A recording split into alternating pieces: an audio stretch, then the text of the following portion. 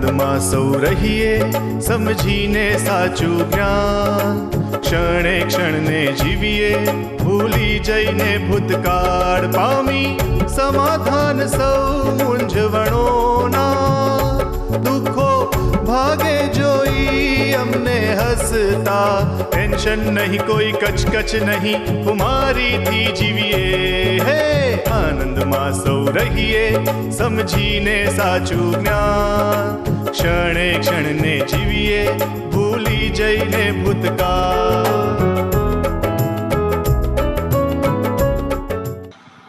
શું નામ? પ્રકાશભાઈ. બોલો. હા, પૂજ્યશ્રી હાલે આપની સાથે જાત્રામાં તો પહેલી વાર આવ્યા છીએ. પછી ચારધામની જાત્રા અને વગેરે જે બધા આયોજન કરતા હોય છે ટ્રાવેલ્સ વાળા, એમાં ને આપની સાથે જે જાત્રા એમાં શું ફરક? બહુ ફેર. તમે કેટલા વખતથી આવ્યા? First time. નહીં સવારથી આવી ગયા ને? હા. તમે ફેર ના લાગ્યો તમને? ફેર તો લાગ્યો. હા, જો ને કેટલી પબ્લિક આપણી સાથે. હા. અને મહાત્મા જય સચ્ચિદાનંદ, જય સચ્ચિદાનંદ. એટલે કે છે હા કેમ છો? મજામાં છો?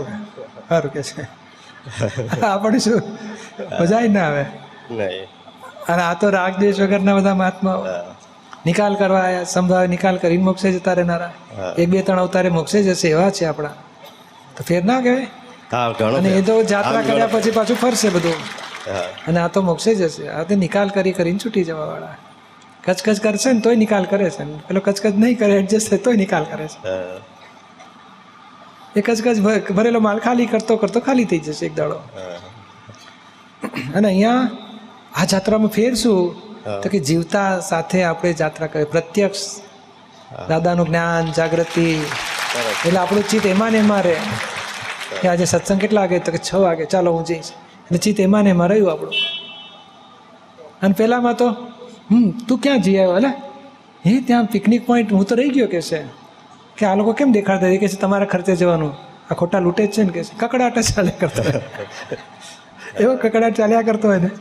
ખાવાનું એટલું હાઈ ક્લાસ ખવડાવે, આપણે ખુશ થઈ જઈએ કે આટલું ખાવાનું, સારી જાત્રા થઈ. એટલે ખાવાનું સારું હતું કે જાત્રા સારી થઈ? સારાનું ખવડાવવાનું સારું, રહેવાનું સારું, અને ટ્રાવેલિંગમાં ધક્કા મૂકી ના થાય, એટલે કે સારી જાત્રા. તો પ્રકૃતિ તો જામી ગઈ ઉપરથી, રાગ દ્વેષવાળી કંઈ ઘટી નહીં, ખાલી થઈ નહીં. અહીં તો કેવું ખાલી થઈ જશે તમારું.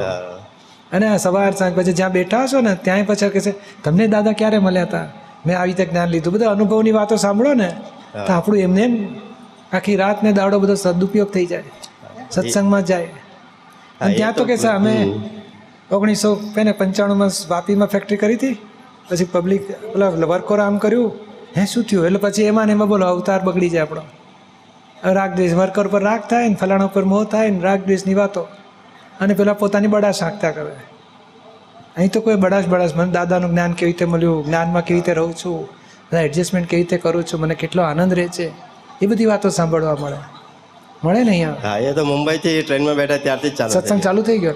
અને તમે આગલી કોઈ જાત્રા કરી એમાં સત્સંગ હતો કઈ? નહીં. એ બડાશ મારતા કે અમારો છોકરો કે CA થયો છે અને બહાર કંપની તો એના કંટ્રોલમાં જ છે કે છે. તમે શું કરો છો? હું CA થયેલો અને મેં 35 વર્ષ પ્રેક્ટિસ કરી, હવે હું રિટાયર થવાનો. બોલો આવી વાતો સાંભળીને એટલે મોક્ષે ક્યારે જઈશું આ બધી વાતો કરતા? અને એ તો એ વાત જ ના હોય. CA ને BA ને MA ને કશું નહીં, એન્જિનિયર કશું નહીં. શુદ્ધાત્મા છું, તમને શુદ્ધાત્મા જોયા કરે. દાદાજીની વાતો સાચી વાત છે ને? હા, સાચી. ફેર પડે ને પછી. જય સાચી.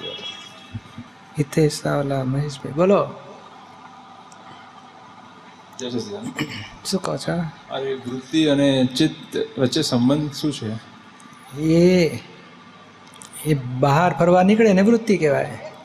ખબર પડે ને નાસ્તામાં જલેબી ને ગાંઠિયા છે, સાંભળ્યું કાનમાં, વૃત્તિ ત્યાં જતી રહે. જલેબી તો આપણને બહુ ભાવે કે છે. કેટલા વાગે છે નાસ્તો? 6:30 થી શરૂ થઈ જશે. પેલો રોજ મોડો ઉઠતો તે વહેલો ઉઠી જાય. ગરમ મળે ને કે તાજી કે છે, અને વહેલો પહોંચ્યો હોય ને કે 10 મિનિટ વાર છે, બેસો કે છે. એની વૃત્તિઓ ત્યાં ફર્યા કરતી હોય. અને ગાંઠોની હિસાબે. હા, ગાંઠોના હિસાબે. પણ મેં ચિત્ત એટલે શું? મૂળ વસ્તુ ચિત્ત કહેવાય, પણ ચિત્તની વૃત્તિઓ પછી ભટકે. અહીંથી કન્યાકુમારી જાય, એટલે ચિત્તની વૃત્તિ. હા, ચિત્તની વૃત્તિઓ બધી ભટક કે છે. કુતુબ મિનાર જોવા જવું છે મારે. એટલે કુતુબ મિનારને શું કરવું છે? જાત્રામાં બરાબર ભગવાનના દર્શન તો કરવા જવાય. એટલે વૃત્તિઓ ચિત્તને દોરે છે એમ. ના, ચિત્ત વૃત્તિઓ ભટકે છે, એ મૂળ અહંકારનું છે. અહંકારને ઇન્ટરેસ્ટ છે ખાવામાં, એટલે પછી ચિત્ત ખાવામાં એ વૃત્તિઓ પછી જાય કે ત્યાં પેલી દુકાન મેં જોઈ હતી પાણીપુરી હાઉસ કે છે, રાત્રે અહીં તો વહેલું જમવાનું પતી જાય એટલે તો પછી મજા નહીં, ભૂખ લાગે તો આપણે પાણીપુરી હાઉસમાં જઈશું કે છે. જૈન પાણીપુરી હોય પાછી, એટલે એવું તો આપણે વાંધો નહીં આવે, અહીંયા ખવાય કે છે. પણ આ વૃત્તિઓ બધું શોધી કાઢે આવું, એટલે વૃત્તિ કહેવાય. કેટલાક વિષયની ગાંઠ હોય તો વિષયમાં વૃત્તિઓ જાય, ખાવાની ગાંઠ હોય ખાવામાં જાય. અને માનની વૃત્તિ હોય, માની હોય ને તો આમ જોઈએ કે આપણને કોણ ઓળખે છે, ઓહો કેમ છો, એટલે બસ એ માન આપે ભાઈને, એટલે ખુશ ખુશ એ માનને ભોગવી લે. લોભની વૃત્તિ, બધી વૃત્તિઓ પછી ઊભી થાય, બધી મૂળ ગાંઠોમાંથી જ ઊભી થાય. ગાંઠોમાંથી ઊભી થાય. અને આ ક્રમિકમાં વૃત્તિ પર વધારે ભાર આપવામાં આવે, લાઈક એને હા, પણ તમે એને શુદ્ધ ઉપયોગમાં રહો એ પણ કેવી રીતે રહે? એ રોંગ બિલીફ ખસ્યા વગર વૃત્તિઓ ક્ષય થાય નહીં. થાય નહીં. એટલે કૃપાળ દેખે ને, વર્તે નિજ સ્વભાવનો અનુભવ લક્ષ પ્રતીત, પછી જ વૃત્તિ વહે નિજ ભાવમાં, વાળવી ના પડે, ઘેર અવાજ માંડે. એ સહજતામાં થવા લાગે. એ પછી આટલા એ લોકો વૃત્તિને બંધ કરવા જાય, પણ અહંકારે કરીને બંધ કરે ને તે પૈસામાં બંધ કરવા જાય તો મય પાછું સેવિંગમાં એનું પાછું પડ્યું હોય, કમાવામાં બંધ કરે તો સેવિંગમાં વધી ગઈ હોય વૃત્તિઓ, એ બંધ થાય નહીં. અને આ તો ક્ષય થવા માંડે, વૃત્તિ આત્મામાં આવે એટલે ક્ષય થતી જાય. મહેશભાઈ કામદાર, બિપિન પટેલ, જય સચિન. મગનભાઈ સોલંકી. હા દીપકભાઈ, બોલો. મારે અભિપ્રાય સંબંધી પ્રશ્ન પૂછવાનો હતો પૂછો. કે આપણે જિંદગીમાં ઘણીવાર અમુક મહાત્માને પહેલી વખતે મળતા હોય, છતાં પણ આપણને એના વિશે એક મનની અંદર એક છાપ અંકિત કરી નાખે કે આ માણસ આ ટાઈપનો હોવો જોઈએ. કદાચ આપણને એનો અનુભવ પણ નથી કે સારો છે કે ખરાબ છે, છતાં પણ આપણે મનમાં એક એની એવું કરી નાખીએ કે ભાઈ આ વ્યક્તિ આવી જ હોવી જોઈએ. તો આપણે આમાં કેટલા દોષિત ગણાઈએ આમાં આ વસ્તુ માટે? એ તો દોષિત ગણાય જ ને. વળી તમે આત્માને આત્મા અરૂપી એની પર આકાર આકૃતિ આપી કે આવો છે, કેટલું મોટું આવરણ આવે. તમારા આત્માથી ભેદ પડતો જાય, આવરણ વચ્ચે દિવાલ ઊભી થઈ ગઈ. એને આત્મા રૂપે જુઓ, અભિપ્રાય રહિત જુઓ તો તમારો આત્માનો ઉગાડ વધતો જાય. બરાબર છે. આત્મા અમૂર્ત છે અને આપણે આકાર આપે, આકૃતિ આપીએ ને આવો છે, જુઠ્ઠો છે, મેલો છે, ક્રોધી છે, એ આત્મા નથી, એ ભરેલો માલ છે. અને પોતે તો આજે એમાં ના હોય, પસ્તાવો લેતો હોય કે મેં ક્રોધ પર બહુ પસ્તાવા કર્યા, અને આપણે એને ક્રોધી કહીએ, કેવડો મોટો ગુનો કહેવાય. બરાબર છે. અને આપણે શું છે, પૂર્વે ડિઝાઇન બધી નક્કી કરેલી, આવું હોય તો આવો હોવો છે, આવું હોય તો આવો હોવું છે. અને ડિઝાઇન પછી આજે દેખાય ને એટલે કે આવો જ હશે એવું માની લઈએ. એટલે આપણે આ 5 આજ્ઞા ગોઠવી, શુદ્ધ આત્મા છે, ભરેલો માલ છે, સંભાવે નિકાલ, હિસાબ વ્યવસ્થિત, એટલે અભિપ્રાય ના પેશે. બરાબર છે. આ 24 તીર્થંકરો વિતરાગ દેખાય છે ને, તે અભિપ્રાય રહિત થયા એટલે વિતરાગ થયા. અને અભિપ્રાયની માન્યતાથી રાગ દ્વેષ થાય. મેચ થાય અભિપ્રાય તો રાગ કરે, ના મેચ થાય તો દ્વેષ કરે. નહીં અમુક આકાર હોય ને તો કે મને તો ગલગલિયા થવા માંડ્યા, અલ્યા એ અભિપ્રાયથી મોહ ઊભો થાય. અને કેટલાક અભિપ્રાયથી ચીડ ચડે કે આવો અહીંયા કેમ, આખી રીત છે, આવું કરાતું હશે. અરે એ ભરેલો માલ ભમરડો ફરતો હોય, એમાં શું રાગ દ્વેષ કરવાના? ભમરડો જાતે ફરતો હશે કે મેં દોરી ફેંકાઈ ગયા પછી સંજોગ ફેરવતા હશે ને? સંજોગ. હા, એની પર આપણે કે ને આ તુરતુડીઓ છે ને, આ સીધો છે ને, આ સ્મૂથ ફરે છે ને, વાંકો ફરે છે, મૂકો ને, પડી જવાવાળા બધા ભમરડા કહેવાય. થોડી વાર પછી પડી જશે. પણ આપણે એની સામે જોઈએ ને એટલે એક મનમાં તરત 1 સેકન્ડમાં જ છાપ અંકિત થઈ જાય. 1 સેકન્ડમાં થાય, પણ આપણે પછી શુદ્ધાત્મા જોઈ લેવાના કે ભાઈ આપણે છાપ નહીં, એમ કેમેરામાં દેખાય તો ખરું ને, છાપ નહીં દબાવવાની. નામ જોયું? બરાબર.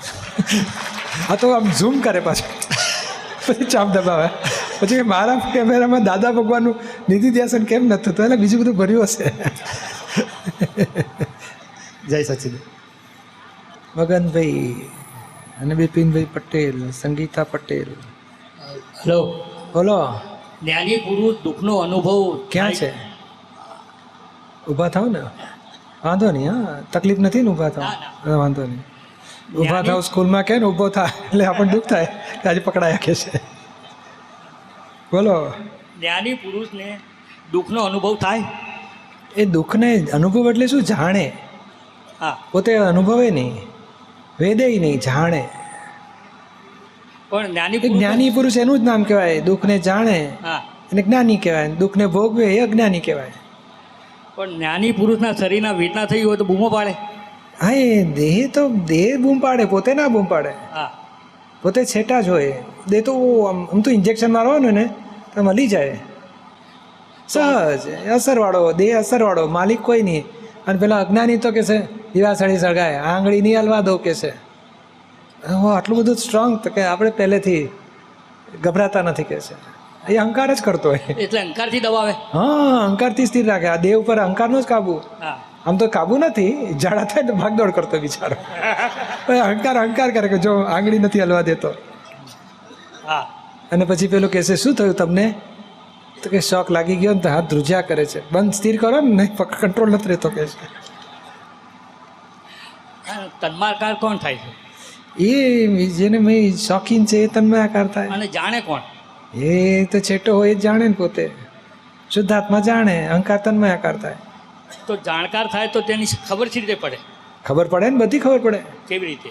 આ બધું ઇન્દ્રિય ઇફેક્ટિવ છે ને એની. હા જો આમાં તમે બરફને અડવા જવાની જરૂર નહીં, છેટા રહીને જુઓ કે આ શું છે, સમજી ગયો કે આ તો બરફ છે. હા નહીં હોળી સળગતી હોય તો અમે હાથ ગાલીને જોવું જોઈએ, હા ગરમ લાગે છે, કે છેટા રહીને દેખાય, સમજાય ના સમજાય? સમજાય. સમજાય, તરત સમજે કે આ તો હોળી લાગે છે. અરે તને કેવી રીતે ખબર પડી? એટલે એ તો ખબર પડે જ ને વળી. તો તન્માકાર સાથી થાય છે પણ.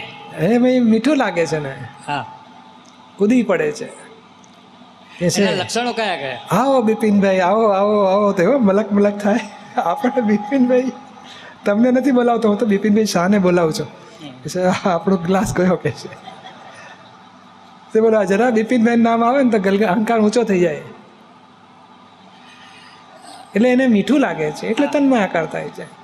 હવે આપણે આમાં શું છે કે આ મીઠાનું રીપેમેન્ટ આવશે ને તો કકડાટ કરાવશે, માટે છેટારો મીઠું જોઈતું નથી ને કડવું જોઈતું એના નથી. લક્ષણો કયા શેના?